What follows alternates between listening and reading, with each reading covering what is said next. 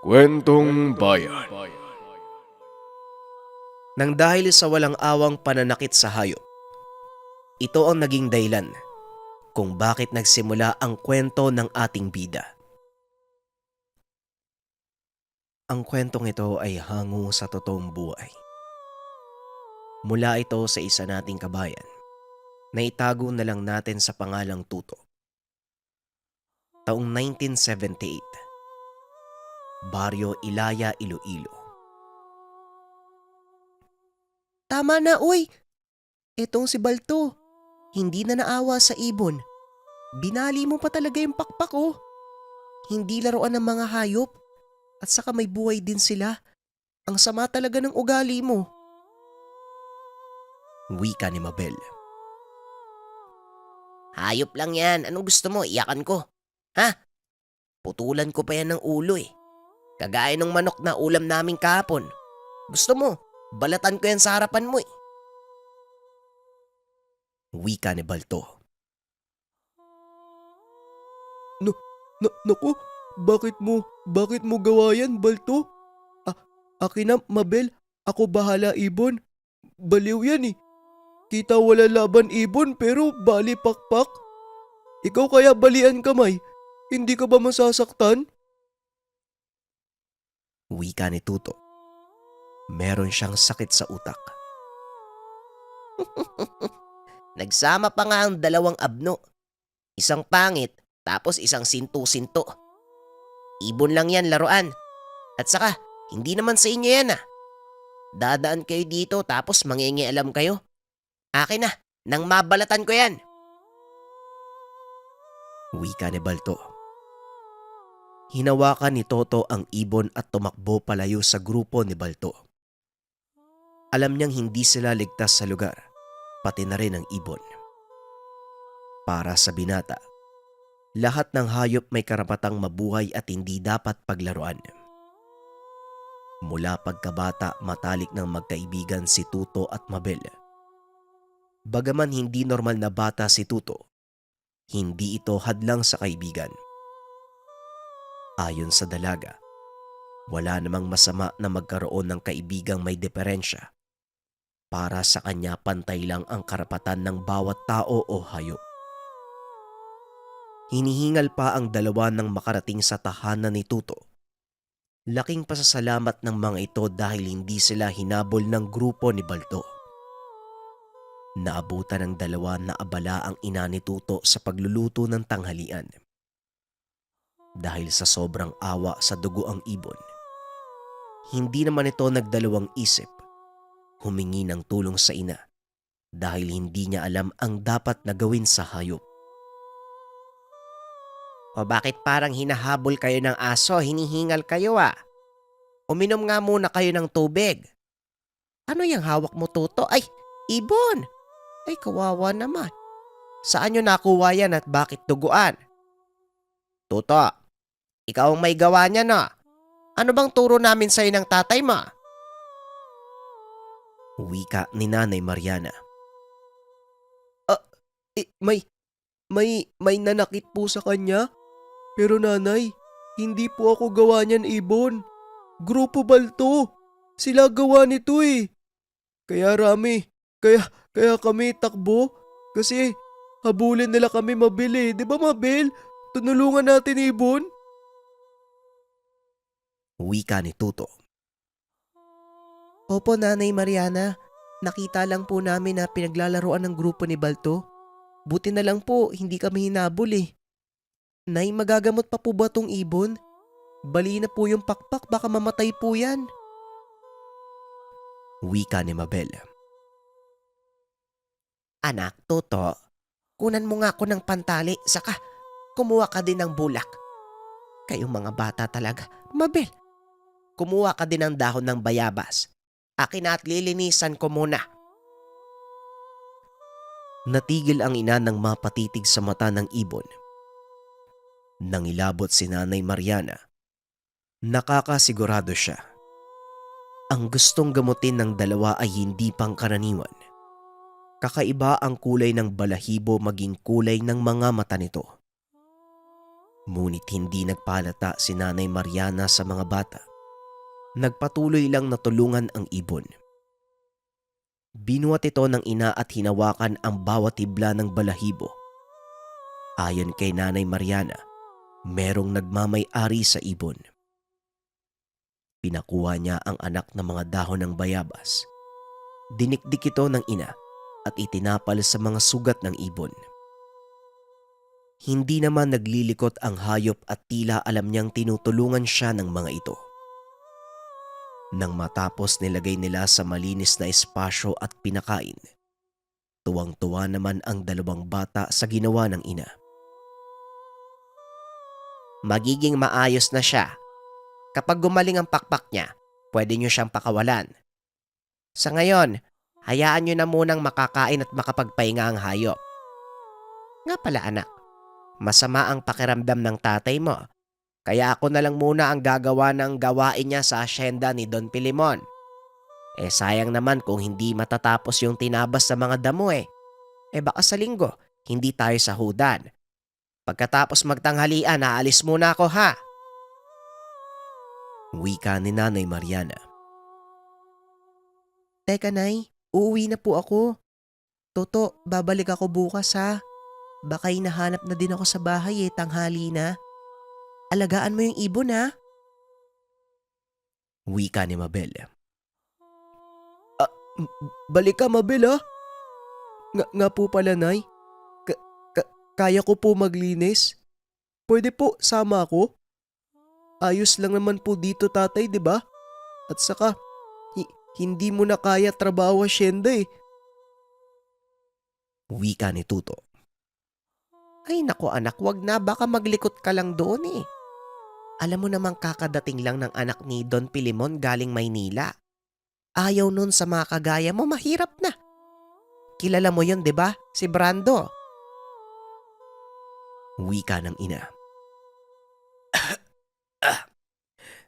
Sige na Mariana, isama mo na. Hindi mo kaya ang trabaho lalo pat maghakot pa ng damo. Tuto, ipangako mo sa amin ng nanay mo na hindi ka gagawa ng kalokohan doon ha. Huwag kang hiwalay sa nanay mo, narinig mo ba ako? Kung ano ang makita o marinig mo doon anak, huwag mong intindihin. Basta ang gawin mo lang, alalayan mo ang nanay mo. Wika ni Tatay Jose. Pangako po, gawa lang ako sa katulong nanay. Hindi po ako pasabay, sige na po.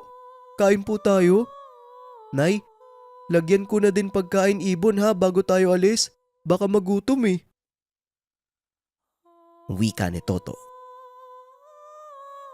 O siya, sige na para makauwi din kayo ng maaga. Mariana, pasensya ka na ha. Hindi ko alam kung bakit ang sakit ng tuhod ko Kulang lang siguro ako sa pahinga. Bukas pag maayos na ako, hindi na kayo maglilinis doon. Wika ni Tatay Jose. Napatango naman si Nanay Mariana. Masipag sa trabaho si Tatay Jose. Mabuting asawa maging sa anak nilang si Tuto. Hindi man sila mayaman pero ginagawa niya ang lahat. Mairaos lang ang mga ito sa hirap ng buhay. Tagagapas ng mga damo at tagalinis ng asyenda ang trabaho ni Tatay Jose. Ngunit dahil tumatanda na, kaya lapitin na ito ng sakit. Matapos makapananghalian, naghanda na ang dalawa. Nilagyan na ni Tuto ng tubig at pagkain ang ibon bago umalis. Nagbitbit na din ito ng mga maibabaon. Dala ang mga gamit ng ama sa trabaho. Binagtas ng mag-ina ang kahabaan ng hasyenda. Habang naglalakad, nasa lubong nila ang grupo ni Balto, kasama si Brando. Nagtataka ang mag-ina dahil kung anong nangyari sa kamay ni Balto. May bitbit na panghampas ang mga ito na tila may hinahanap. Dahil sa dami nakaramdam ng takot ang mag-ina.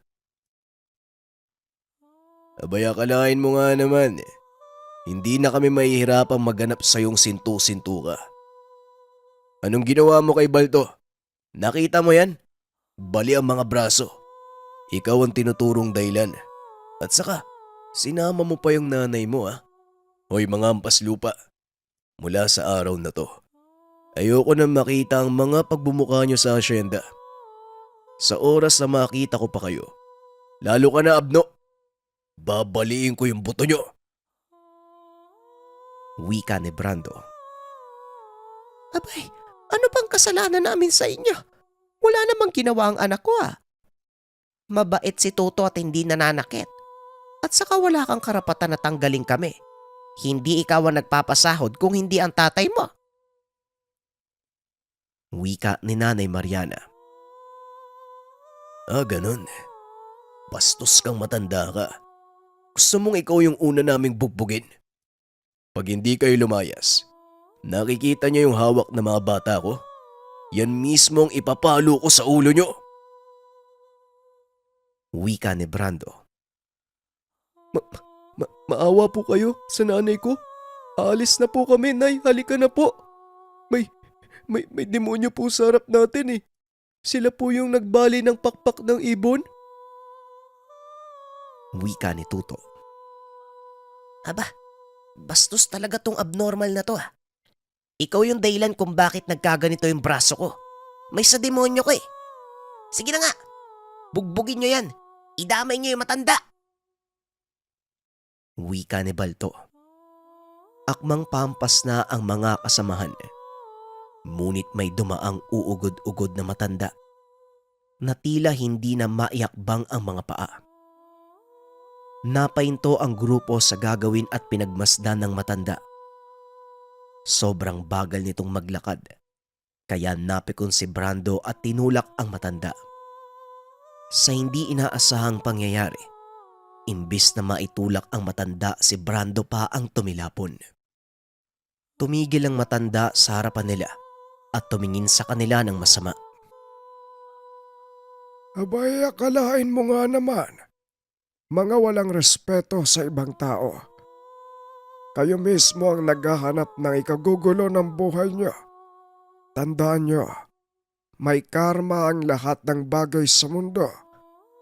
Kung hindi kayo marunong ng salitang respeto, sinisigurado ko sa inyo, yan mismo ang ikakapahabak niyo. Wika ni Tandang Emong. At ikaw naman, sino ka mo? Hindi na ituloy ni Brando ang sasabihin. Biglang umurong ang dila nito at nabahala na ang mga kasama. Nagkatitigan pa ang grupo.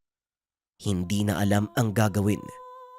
Dahil sa mga nangyari, nagtakbuhan na ang mga kasama. Maging si Brando at Balto sumama na din sa mga ito.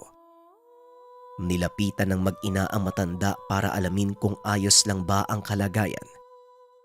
Napangiti naman ang matanda sa mag-ina at nagpasalamat. Habang nagsasalita, hindi maiwasan ni Nanay Mariana na mapatitig sa karap. Hindi naman madungis ang matanda. Nakasuot ito ng balabal na tila gawa sa mamahaling tela. Dagdag pa ni Nanay Mariana, mahahalatang may kaya ang matanda dahil kahit kulubot na ang balat, maputi pa rin at makinis. Sa kabila ng mga napapansing kakaiba ni Nanay Mariana, napaisip ito kung ano nga ba ang ginagawa ng matanda sa lugar. Taga saan ito at kung bakit gano'n na lang ang nangyari sa mga binata. Nawala ang iniisip ni Nanay Mariana nang magsalita ang matanda. Ako nga pala si Emong. Malamang nagtataka kayo kung bakit ako nandito. Dito mismo ang bahay ko Ang lupaing ito, bago pa naging hasyenda ng masamang nilalag. Nauna ako dito Batid kong hindi nyo palubos na nauunawaan at saka hindi nyo inaasahan ang mga nangyari. Toto, pwede mo bang hawakan ang tungkod ko? Yan. Ingatan mo yan at siguradong yan ang makakatulong sa'yo. Wika ni Tandang Emong. Akmang magsasalita pa sana ang mag-ina. Ngunit bigla na lang nawala ang matanda. Tinignan niya ang buong lugar pero hindi niya ito makita. Hawak ni Tuto ang tungkod. Hanggang sa nag-iba ang itsura nito. Umikli na tila maliit na kahoy na may mga nakaukit na kataga. Isinukbit naman ni Tuto sa bulsa ang bigay ng matanda. Biglang nakaramdam ng pagkalito ang ina. Hindi niya din maintindihan ang mga nangyayari. Pero nagpapasalamat siya na walang nangyaring masama sa kanila. Nagmadali nang umalis sa lugar ang mag-ina. Umuwi na lang sila. Inisip na mas mabuting wag na lang ipilit kaysa mapahamak pa. Sa nangyari sigurado ang mag-ina na babalikan sila ng ama ni Brando. Si Don Filimon na sobrang matapobre. Hindi nagbibigay ng tamang pasahod sa manggagawa. Namana ng anak ang masamang pag-uugali ng ama at kung paano itrato ang mga tao. Kinakatakutan sila sa lugar dahil bukod sa mayaman, maimpluwensya rin ang pamilya. Ano bang nangyari? Sobrang lungkot naman ang mukha nyo. Natapos nyo ba ang trabaho? May nangyari bang kakaiba? Tanong ni Tatay Jose. Tay, masama po. Muntik na kaming bugbugin nila Brando. Kaya uwi kami nanay eh. Pero may tumulong sa amin matanda. Tugon ni Tuto. Hindi kami umabot sa asyenda eh. Hindi ko alam kung anong ginawa ng anak mo sa kanila. Galit na galit si Brando. At saka yung mga kabarkada. Papaluin nga sana kami ng kahoy. Mabuti dumating yung matanda na awat sila. Matanong nga kita, Jose. May nakatira bang emong dito sa asyenda?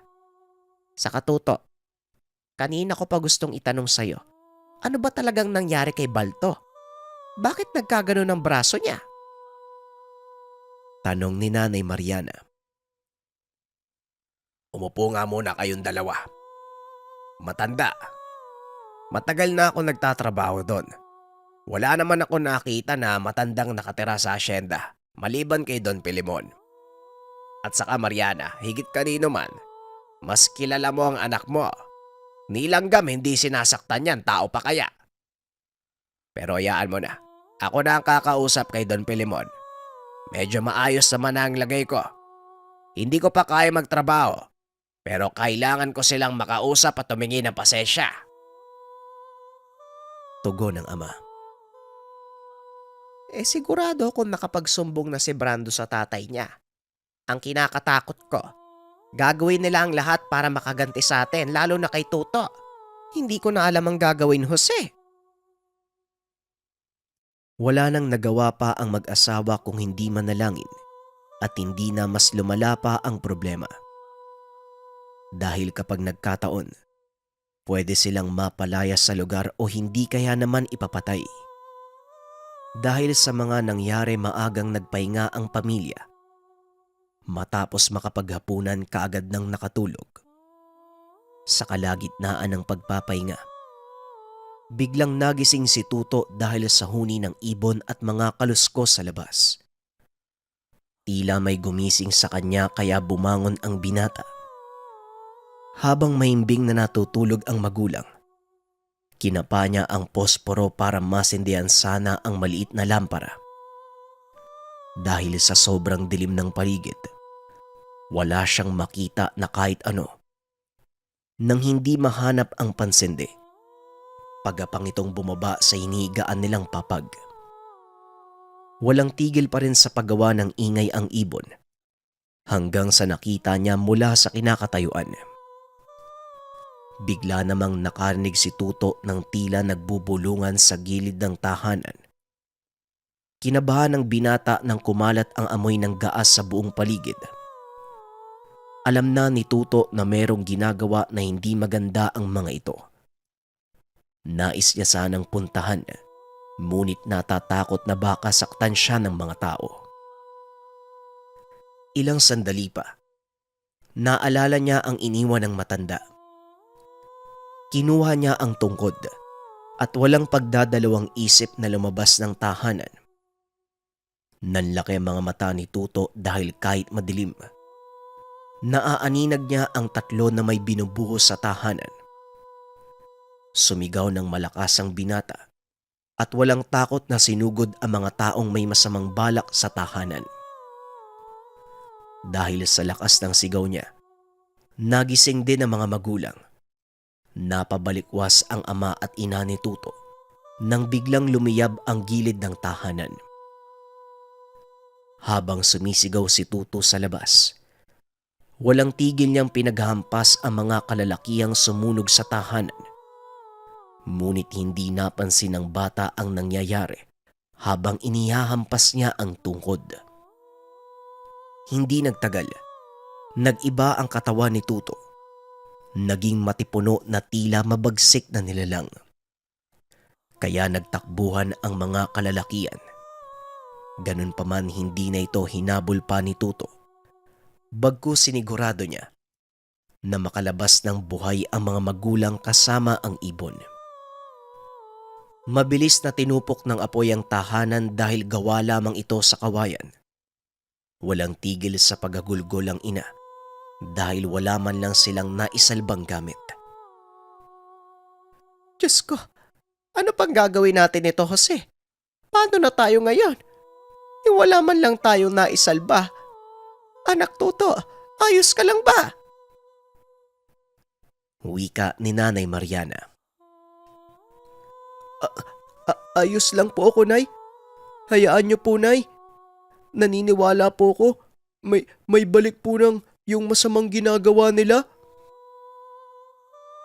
Tugon ni Tuto, kasabay ng paghampas ng tungkod sa lupa. Saksi ang dalawang matanda sa kakaibang puwersa na nagmula sa hawak na tungkod ng binata, kasabay ng pagbigkas ng mga kataga na hindi maintindihan ng magulang. Nakisabay din ang ibon na tila lumiwanag at kumalat ang puwersa. Ilang sandali pa, ang pilay at hindi makalipad na ibon naging magandang diwata. Napatitig na lang ang ama at ina. Hindi pa rin makapaniwala sa nakikita. Nagpapasalamat ako sa pagligtas. Kakaibang tapang ang pinakita mo, kahit alam mong maaari kang mapahamak. Simula sa araw na ito, lahat ng paghihirap mo ay masusuklian. Ako ang dahilan kung bakit napilay ang mga braso ng lapastangan. Dahil sa ginawa nila, makakaranas sila ng sumpang panghabang buhay. Wika ng diwata. Dumakot ng abo mula sa natupok na bahay ang diwata. Inihip sa hangin kasama ng sumpa para sa mga taong gumawa ng masama sa pamilya. Ayon sa diwata, mapaparalisa kung sino man ang gumawa ng masama. Tinulungan ng diwata na makapag-umpisa muli ng panibagong buhay si Tuto kasama ang mga magulang. May inabot itong bayong sa binata. Ito ang kabayaran sa paggamot at pag-alaga sa kanya. Hanggang sa nagpasalamat ito at naglaho. Niyakap ni Tuto ang mga magulang, lalo na ang ina na walang tigil sa pag-iyak. Kinaumagahan, nilisan nila ang buong lugar at inayos ang mga natirang kawayan. Laking pasasalamat ng pamilya dahil wala mang naisalba. Naging kapalit naman nito ay ang paggaling ni Tuto. Maayos na itong magsalita at tila nag-iba ang pangangatawan. Habang nag-aayos ng gamit, binuksan nila ang binigay ng diwata. Nanlaki ang mga mata nila nang makitang puno ng ginto at mamahaling bato ang ibinigay ng diwata. Halos maluwa naman ang mag-asawa dahil ito ang magpapabago sa kanilang buhay. Habang naghahanap ng malilipatan, nanatili muna ang pamilya sa lugar at gumawa ng maliit na kubo. Isang umaga, bumisita si Mabel. May dalang balita. Salamat naman nakadalaw ka na. Nung nakaraang araw pa kita iniintay eh. Ipapaalam ko sana sa'yo kung ano. Magaling ka na? Anong nangyari? Ilang araw lang ako nawala ah. Parang ibang tao ka. At saka, anong nangyari sa bahay niyo? Tanong ni Mabel. Ay nako Mabel, maraming nangyari pagkatapos yung madala yung ibon eh. Mahabang kwento. Sa susunod na namin ipapaliwanag. Opo, marami nga pong nangyari. Kahit po kay Lamang Filimon, nabalitaan ko po na binibenta nila yung hasyenda. Ang sabi, kailangan daw ng malaking pera para sa operasyon ni Brando. Nga pala, patay na si Balto eh. Biglaan. At saka yung mga kaibigan niya nasa ospital, kritikal ang lagay. Hindi matukoy ng doktor yung sakit eh. Kaya din po pala ako pumunta dito. Kasi, Tuto, ikaw naman yung pumasyal sa amin minsan. Wika ni Mabel. Nagpaalam na ang kaibigan. Napadasal na lang si Nanay Mariana dahil sa mga balita. Laking pasasalamat nila sa Diwata. Kung hindi dahil sa kanya, patay na ang pamilya. Nagmungkahi naman si Tuto sa mga magulang na bilhin na ang hasyenda. Gusto nilang mapangalagaan ang lupain, pati na rin ang mga nilalang na hindi nakikita. Dito din nila napag-alaman na yung matandang tumulong sa kanila, pati na rin ang Diwata, iisa lamang.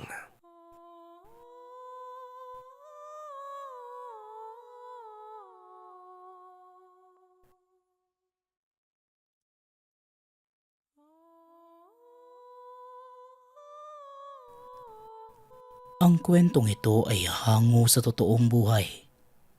Mula ito sa isa nating kabayan na itago na lang natin sa pangalang Ador. Walang eksaktong taon. Probinsya ng Masbate. Alas 5 pa lamang ng umaga. Abala na sa paghahanda ng mga gamit ang binatang si Ador. Sa edad na 17. Nasa elementarya pa lamang dahil huli na nang nagpasya ang ina na muli itong pag-aralin. Si Ador ang nag-iisang anak ni Nanay Nea. Bagamat wala ng ama at dalawa na lang sila sa buhay, matyagang iginagapang ng Ale ang pag-aaral nito. Naniniwala ang ina na yun na lamang ang pwedeng maipamana, lalo na't wala naman itong kayamanang maiiwan. Sa katunayan, may mga pagkakataon na kada ika-2 linggo na akong umuwi ng tahanan si Nanay Nea. Nagtatrabaho ito sa bundok bilang tagabantay at tagapamalakad ng taniman ng niyog. Wala naman itong problema sa anak. Binata na si Ador at kaya nang asikasuhin ang sarili. Samantala, bago pa man sumapit ang alas 6 ng umaga, nag-uumpisa ng maglakad ang binata dahil medyo malayo ang eskwela mula sa tahanan. Sa loob ng 2 taon, naging maayos naman ang pagpasok ni Ador. Masaya din naman ang binata kapag naiisip na ilang buwan na lamang ang lilipas. Makakatapos na rin siya sa elementarya. Nung mga panahong ito, nasa ika-6 na baitang na si Ador. Marami namang naging barkada ang binata dahil kasi itong pala kaibigan. Isang araw, dahil magda2 linggo nang wala ang ina sa tahanan, sumama ito sa bahay ng kaklase. Wala namang kalokohang gagawin doon si Ador. Ang nais lamang niya ay makakain ng masarap na pagkain. 1 linggo na ang nakalilipas na puro kamote, itlog at mga gulay ang kinakain ng binata. Dahil nag-aalala sa tahanang naiwan, bandang alas 7 ng gabi nagpaalam na ito sa kaibigan na uuwi na. Pagkarating naman sa tahanan, naabutan niya si Nanay Nea na nakaupo sa lamesa sa loob ng kusina. Kaagad itong tinawag at niyakap ni Ador. Ngunit bigla itong napaatras nang maramdaman ang pukol sa bandang tiyan ng ina. Napatitig lang si Ador. Hindi niya inaasahan ang susunod na sasabihin ng ina. Ayon kay Nanay Nea, Hindi niya alam kung paano nangyari ngunit pakiramdam niya, nagdadalang tao siya. Pareho ang pakiramdam ng ina noong pinagbubuntis niya si Ador. Dagdag pa nito, hindi na muna siya makakabalik ng trabaho dahil sa palaging masama ang pakiramdam. Kaya si Ador muna ang pansamantalang papalit sa trabaho. Nabigla naman ang binata at hindi alam ang mararamdaman. Napatango lang si Ador nang makita na humahagulgol ang ina. Hindi na rin nagtanong pa si Ador. Kaagad nang inalalayan si Nanay Nea sa kwarto. Halata sa muka at katawan nito ang labis na pagod. Nang sumunod na araw, iba na ang direksyon na nilalakad ni Ador. Imbes na pumunta sa paaralan, lumihis na ito paakyat ng bundok kung saan ipinagpatuloy ang trabaho ng ina. Ganun na lamang ang lungkot na naramdaman ng binata kapag may nagtatanong kung bakit hindi na siya pumupunta sa eskwelahan. Nang araw ring yun, naging abala sa pagtatrabaho si Ador. Sa tuwing nagpapahinga, hindi naman maiwasang maisip kung ano nga ba ang nangyari sa ina. Hindi rin naman niya pinilit pang magkwento si Nanay Nea dahil ayaw na niyang dagdagan pa ang sakit na nararamdaman nito. Magmula ng araw na yon, hindi na nakabalik pa ng eskwela si Ador. Samantala, naging usap-usapan sa baryo ang pagbubuntis ni Nanay Nea dahil wala naman itong asawa. Maging si Ador, hindi naman lubos na maintindihan ang dahilan ng pagbubuntis ng ina. Kaya naman tuwing may naririnig ay hindi na lamang niya pinapansin. Kahit sa loob niya, napakasakit na hinuhusgahan ng mga tao ang ina. Nagpatuloy lang ito sa ginagawa at siniguradong nasa maayos na kalagayan si Nanay Nea. Hanggang sa hindi na namalayan ang mga araw, sumapit na ang tinakdang oras ng panganganak ni Nanay Nea. Eksaktong 12:00 ng hating gabi, nagmamadaling tinawag ni Ador ang nag-iisang kumadrona sa lugar. Pagkabalik naman sa tahanan kasama ang kumadrona, naabutan nilang nasa labas na ang anak ni Nanay Nea. Panay ang pag-iyak ng sanggol kaya dinampot na ng kumadrona ang bata at pinutol ang pusod. Ngunit nang ilalagay na sana ito sa ibabaw ni Nanay Nea, nakita ni Ador kung papaano nanlaki ang mga mata ng kumadrona. Sinubukan pa niyang tanungin ito ngunit hindi naman tumugon pa. Nang masiguradong maayos na ang kalagayan ng mag-ina, nagpaalam na ang kumadrona at umuwi. Si Ador na lamang ang naiwang nagpapantay sa dalawa. Habang nakatitig sa kapatid, wala namang kakaiba sa itsura nito at sa katunayan. Malaanghel ang mukha ng babaeng sanggol. Nang sumunod na araw hanggang sa lumipas pa ang ilang linggo, buwan at taon, nasanay na sa pag-aalaga ng kapatid si Ador. Magmula nang tumuntong sa 6 na buwang gulang ang bata, bumalik na sa pagtatrabaho si Nanay Nea. Ayon sa binata, magmula sa pagbubuntis hanggang sa ipinanganak ito, nanatiling tahimik lang ang ina patungkol dito. Halata rin naman sa mga kinikilos ni Nanay Nea na hindi ito nagagalak sa pagdating ng sanggol. Hinayaan na lamang iyon ng binata at tinalagaan ng abot na makakaya ang sariling kapatid. Dahil napakabilis na lumipas ang mga araw, nang tumungtong ng 18 taong gulang ang dalagang si Ninette, hinayaan na ito ni Ador na gumawa ng sariling desisyon. Tuwing umaga nahiiwang mag-isa sa tahanan si Ninette.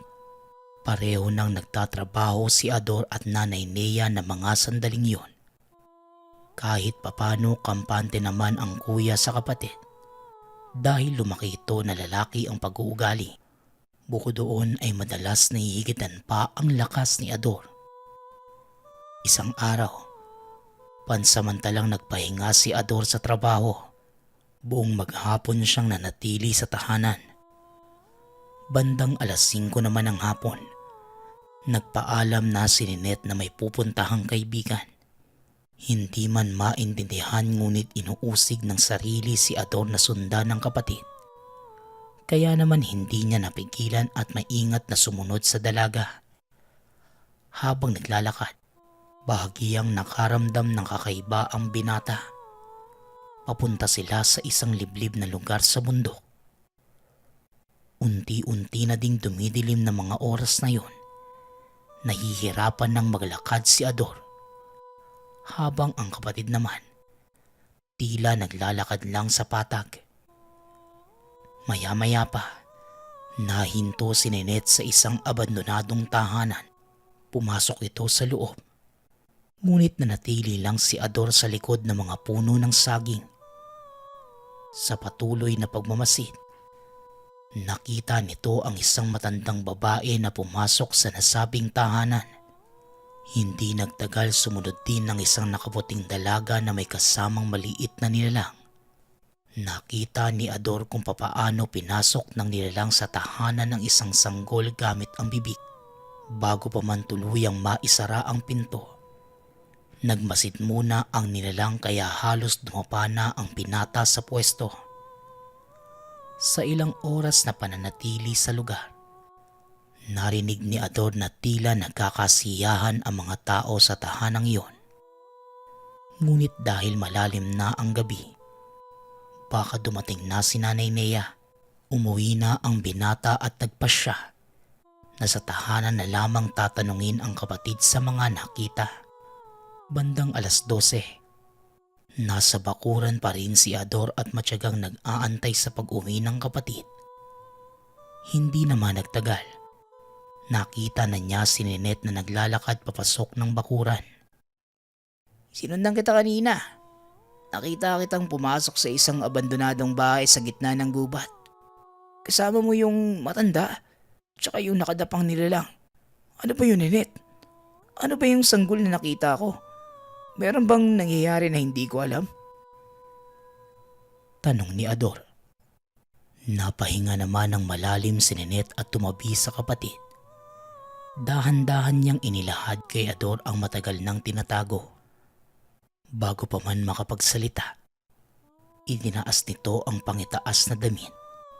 Ilang patong ang tinanggal niya bago tuluyang makarating sa pinakaloob na kasuotan. Ganun na lamang ang panlalaki ng mata ng binata nang makita na buto na lang ang katawan ni Ninette. Magmula sa dibdib hanggang sa ibabang bahagi ng tiyan. Ayon sa dalaga, magmula ng tumungtong ng 12 anyos, dito niya unti-unting natuklasan ang pagkahiyok sa dugo at laman. Nangyari ang lahat nang minsang mag-uwi si Ador ng 1 kilong karne ng baboy. Imbes na hugasan, dinilaan ni Ninette ang karne hanggang sa maubos ang dugong nakapalibot. Magmula ng araw na yon, hinahanap-hanap na niya ang lasa nito. Hanggang sa nakilala ang isang nilalang.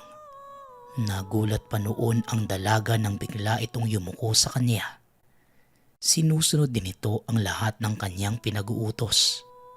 Kaya naman, halos araw-araw siyang dinadalhan ng mga buhay na sanggol o kaya naman bangkay na bagong libing pa lamang. Dagdag pa ni Ninette, labis ang pag-iingat niya kaya ni isa sa tahanan ay walang nakakapansin. Noong nag-umpisa siyang makakain ng karne ng tao, unti-unti namang nawala ang laman sa tiyan ng dalaga hanggang sa buto na lamang ang natira. Hindi man maintindihan ni Ninette, ngunit mas naging maginhawa ang pakiramdam niya ng buto na lang ang natira sa tiyan. Kapag ilang araw naman na hindi nakakain ng karne ng tao, nakakaramdam na ito ng panghihina. Dahil sa mga narinig, dito lang napagtanto ni Ador kung bakit may mga pagkakataon na nawawala ang mga bagong biling karne. Hindi naman ito kaagad nakapagsalita at habang nasa gitna ng katahimikan, unti-unting pumasok sa isipan na baka may kinalaman doon ang ina. Lalo pat ni minsan, hindi ito nagpakita ng interes sa kapatid. Nang mga oras na yon, Pag-unawa na lang kay Ninette ang pinairal ni Ador. Kaya imbes na magalit, hinayaan lang niya na magkwento ang kapatid, lalo pat siya na lamang ang kakampi nito. Napag-usapan naman ng dalawa na sa susunod na araw, dadalhin ng kapatid si Ador sa nasabing abandonadong tahanan. Matapos ang pag-uusap ng dalawa, sabay na silang pumasok ng bahay. Buong magdamag na hindi makatulog ang binata dahil sa mga nalaman. Samantala ng sumunod na araw, maagang pumasok ng trabaho si Ador para makauwi ng maaga.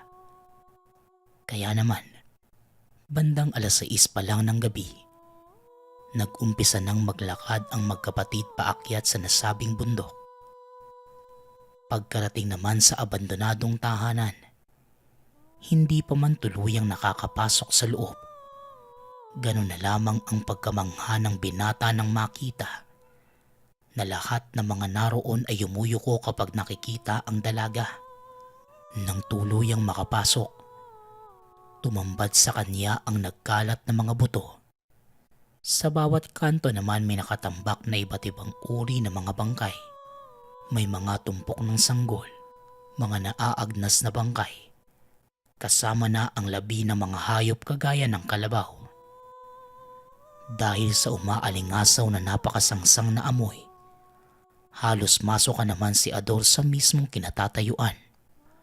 Patuloy pa rin sa pag-imbak ang mga kasamahan ni Ninette. Iba't ibang itsura ng mga nilalang ang naroon. Ayon naman kay Ninette, nagpapalit lamang ng anyo ang mga ito para mapadali ang paghahanap ng biktima. Ilang sandali pa nagpasintabi na si Ninette. Walang pagdadalawang isip na sinakmal at kinain ang bangkay ng sanggol. Napapikit na lamang si Ador at matapos yon, sinabi na ng kapatid na mauna nang umuwi ang kuya. May mga kailangan pa silang gawin sa lugar. Napatango naman ang binata at diretso nang lumabas ng tahanan. Habang naglalakad, paulit-ulit na nakikita ni Ador sa isipan kung papaano nilantakan ng kapatid ang labi ng sanggol. Pagkarating naman sa tahanan, wala pa rin ang ina at halos magtatatlong linggo na itong hindi nakakauwi. Napabulong na lang si Ador sa sarili. Bukas pupuntahan niya mismo ang ina doon sa pinagtatrabahuhan. Kaya nang sumunod na araw, bago pa man magpakita ang bukang liwayway, naglalakad na ang binata paakyat ng bundok. Hindi naman ito nabigo. Naabutan niyang abala si Nanay Nea sa pagbibilang ng mga niyog. Kaagad namang lumapit ang binata at nagmano sa ina. Sinabi naman ni Nanay Nea na sa susunod pa na Biyernes makakauwi dahil maraming ginagawa sa lugar. Kaya naman maghapong nanatili doon si Ador para makasama man lang ang magulang. Magmula ng araw na yon hanggang sa lumipas pa ang 1 linggo, hindi pa rin umuwi ng tahanan si Nanay Nea. Maging si Ninette, hindi na rin muli pang bumalik ng tahanan. Sinubukan niya muling puntahan ang ina sa bundok, ngunit wala na ito doon. Naisa ng puntahan ni Ador ang kapatid, ngunit hindi naman siya makakapasok lalo pat maraming aswang sa lugar. Isang araw, sa gitna ng kawalan ng pag-asa at halos sukluban na siya ng langit at lupa, may napakagandang dalaga na napadpad sa tahanan. May iniabot itong papel kay Ador. Nang buksan niya ay isa pala itong mapapapunta sa kung saang lugar. Magtatanong pa sana si Ador sa babaeng nagabot ng papel, ngunit hindi na niya ito nahagilap pa. Dahil sa sobrang kuryosidad, lalo pat hinahanap nito ang ina at kapatid. Hindi na nagdalawang isip pa si Ador na sundan ang mapa. Kahit malapit nang sumapit ang takip silim, hindi na ito ininda pa ni Ador at nagpatuloy lang sa paglalakad. Sa pagsunod sa mga direksyon, unti-unti siyang nagagawi sa hindi pamilyar na lugar. kaya nakaramdam ng kaba ang binata. Maya-maya pa, nakakita siya ng liwanag mula sa nasusunog na mga kahoy. Sa muling pagtingin sa mapa, ito na ang huling destinasyon kaya dumiretso na si Ador sa parting iyon. Maya-maya pa, muli niyang nakita ang babaeng nagdala ng mapa. Nilapitan naman ng babae si Ador at hinila sa gitna. Ganun na lamang ang pagkabigla ng binata dahil biglang yumuko sa kanya ang mga nilalang na nakikita. Sa dulong bahagi naman, doon niya nasilayan si Nanay Nea at si Ninette. Si Nanay Nea ay may katabing napakalaking nilalang, samantalang ang kapatid naman na si Ninette, nakaupo ito sa malaking upuan at tila siya ang naghahari sa lugar. Kaagad naman siyang sinenyasan ng kapatid na tumabi sa kanya, na kaagad namang ginawa ng binata. Maya-maya pa, may isang grupo ng mga nilalang na may dalang buto at bungo ng tao. Pinagitnaan sila ng mga ito na tila nagsasagawa ng ritual. Ginamit nila ang mga buto at bungo ng tao para gumawa ng tunog. Habang nangyayari iyon, lumapit naman ng iba kay Ninette at pinalibutan ang dalaga. Habang nagmamasid si Ador, napabulong na lamang ito sa sarili kung ano ang nangyayari at ano ang ginagawa ni Nanay Nea sa lugar. Halos isang oras pa bago natapos ang ginagawa ng mga nilalang. Nang makakuha ng tiyempo si Ador, kaagad niyang tinanong ang kapatid sa mga nangyayari. Ayon naman kay Ninette, siya ang hinirang na reyna ng mga nilalang at anak ng kanilang supremo dahil asawa nito si Nanay Nea. Ngunit tumanggi ang ina na maging bahagi ng anumang gawain ng mga katribo. Kaya ginampanan na lamang niya ang pagdadalang tao sa anak ng supremo. Dahil sa mga narinig, hindi malaman ni Ador kung ano ang magiging reaksyon. Halos isang oras itong nakatulala sa isang sulok. Samantala nang malapitan naman si Nanay Nea, kagaya ng dati, hindi pa rin ito nagpapahagi ng patungkol sa sarili. Halata rin naman sa mukha nito ang lungkot. Kinumpinsi ni Ador si Nanay Nea na lisanin na ang lugar, ngunit hindi na tumutugon ang ina na tila wala na sa sariling pag-iisip. Magmula ng gabing yun, doon lamang naintindihan ni Ador ang rason sa hindi pag-uwi ng dalawa. Tuluyan nang umuwi si Ador at hindi na umaasang babalik pa ang ina at kapatid. Bumabalik na lang siya sa lugar para kahit papano makasama niya ang mga ito. Hindi man ganun kakomportable, ngunit nagpapasalamat na lang siya dahil kinikilala siya ng mga nilalang. Kaya anumang oras nakakapasok ang binata sa pugad ng mga ito. Sa paglipas ng mga taon, unti-unti niyang natanggap ang lahat. Paminsan napapatanong pa ito sa sarili kung bakit nagawa ng ina na makipagrelasyon sa nilalang. Ngunit nanatili itong katanungan sa kanya sa loob ng mahabang panahon hanggang sa nagpasya si Ador na muling magsimula ng buhay. Nilisan niya ang lugar at nagsimula sa lungsod ng Maynila. Magpasa hanggang ngayon, bumabalik pa rin ng probinsya ang pamilyadong si Ador. Ngunit hindi na siya muli pang pumunta sa lugar ng ina at kapatid. Kahit marami ang nagkakainteres na bilhin ang tahanan niya sa lugar, hindi ito mapakawala ni Ador dahil yun na lamang ang natitirang alaala sa pamilya. Nanatili din na sikreto ni Ador nang minsang mabigyan ng mapa nang dahil sa imbita ng reyna.